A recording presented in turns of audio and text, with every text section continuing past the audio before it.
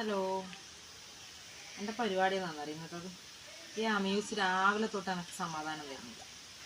വെറും കുരുത്തക്കടന്ന് അങ്കമാടി പിള്ളേരെ കാട്ടി കുരുത്തക്കടില്ല വന്നിട്ടാ. ഞാൻ വിചാരിച്ചു വന്നാൽ പിന്നെ ഇവക്ക് ഒരു പണി ഞാൻ കൊടുക്കാം. ഞാൻ എന്ത് പണിയെടുത്ത് പറയാം, ഒരു പാത്രം എടുത്തു, ഒരു ഷാമ്പൂൻ്റെ 2-3 ഷാമ്പൂ ഉണ്ട്. അതെല്ലാം ഓളെ തീർത്തെന്ന് പറയാം, വെറുതെ വെള്ളത്തിൽ കലക്കി തോട്ടെടുത്ത് പോയിട്ട്. ഞാൻ വിചാരിച്ചു അതിനെങ്കിലും അടങ്ങിയിരിക്കട്ടെ, ബോറടിയല്ലോ, ഭയങ്കര ബോറടിയല്ലോ അമ്യൂസിന്. ഒരു ബോറടി മാറ്റാൻ വേണ്ടിയിട്ട് ഒരു പണി കൊടുക്കണം. ഇതാ ഒരു ഷാമ്പു വന്നിട്ടാ എന്ത് ചെയ്തെന്നറിയാം.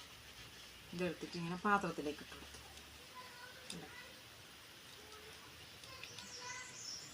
എൻ്റെ ഒരു യൂണിഫോം ഇളക്കുന്ന ഷാമ്പു ആണ്.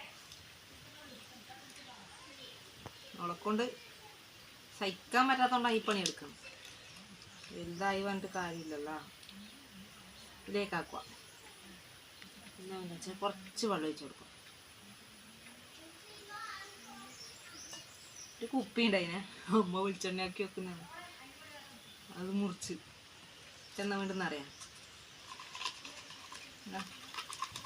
ഇതിൻ്റെ ഇതെടുത്തിട്ട് നല്ലോണം ഇളക്കുക.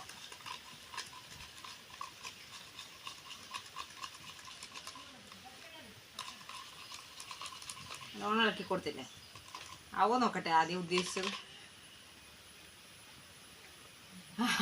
അപ്പോൾ സംഭവം ഓക്കെ. ഇനിയിപ്പോൾ ഇത് തീരുന്നവരെ ഊതിക്കൊണ്ടിരിക്കുമല്ല, നല്ല അരങ്ങല്ലേ. എന്താ പിന്നെ ആരും പൊക്കിളൊന്നും വാങ്ങണ്ട കേട്ടോ. ഒരു 10 ഉറുപ്പ്യയുടെ ഷാമ്പൂ ഉണ്ടെങ്കിൽ പൊക്കിളിയായി.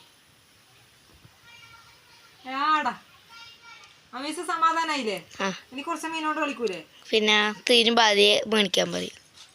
അതുകൊണ്ടെന്നറിയാം, ഒരു പൊക്കിളിയെ ഊതുക, എന്നിട്ട് കുറേ പൊക്കിളിയോ അങ്ങനെ ഒരു പൊക്കിളി തന്നെ പിടിക്കുക. കുഞ്ഞി പിള്ളേർ കാര്യമെന്നുണ്ടെങ്കിൽ ഒരു ഷാമ്പൂ എടുത്ത് ഇങ്ങനെ ആക്കിക്കൊടുത്ത കുറേ നേരം നമ്മൾ സമാധാനത്തോടെ പണിയെടുക്കാം കേട്ടോ. ഇതിപ്പോൾ ഞാൻ തന്നെ ഊതി തീർക്കും അറിയാങ്ങില്ല. എനിക്കും ഇഷ്ടമാണ് ഇങ്ങനെ ഊതാൻ. എന്താ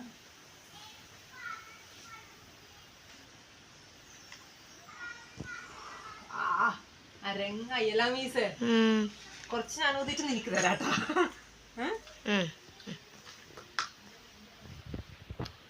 അമ്മ ഇത് നോക്കിയാമേ ഇറങ്ങയില്ലേ വേണ്ട. ഇങ്ങനെ ഈ പൊക്കിളിയാക്കാം. കുറച്ച് സമയം അത് തീർക്കും. എത്രയാ പൊക്കിൾ നോക്കിയട്ടെ. അറിയില്ലേ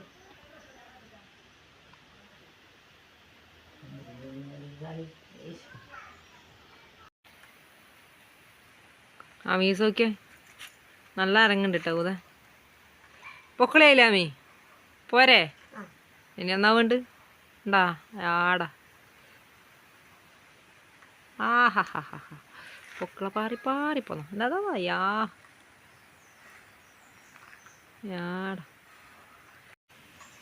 യാ അടിപൊളി.